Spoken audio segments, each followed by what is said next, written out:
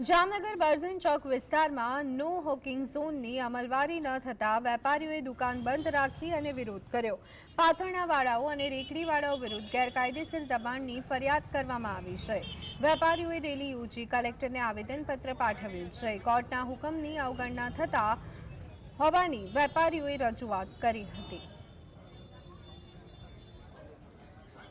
ખાસ તો નો વોકિંગ ઝોનનો અમલ થવો જોઈએ, કારણ કે પાર્કિંગ મળવું જોઈએ, લેડીઝને બધી સગવડતા મળવી જોઈએ ત્યાં પાર્કિંગની ને એ બધી। અને વધારામાં એવું છે કે અમે જે બી આજે કલેક્ટર સાહેબને આવેદનપત્ર પાઠવેલું છે તેમને અમને ઘણી સારી રીતે મતલબ સાંભળ્યા છે, પણ એક વસ્તુ એવી છે કે અમે વેપારી બી હવે ચૂપ થવાના મૂડમાં નથી।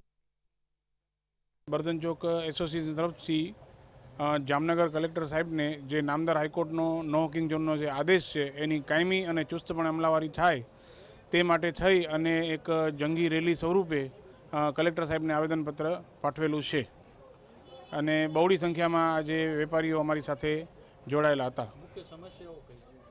મુખ્ય સમસ્યાઓ એ જ છે કે એક તો ગેરકાયદેસર દબાણ છે અને જે કોઈ પણ વ્યક્તિને 108 અને ફાયર ફાઇટર જેવી ઇમરજન્સી સેવાઓની જરૂર પડે તો કોઈ પણ પરિસ્થિતિમાં કોઈ પણ સંજોગોમાં એ ઇમરજન્સી સેવાઓ ત્યાં આગળ પહોંચી શકે એમ નથી।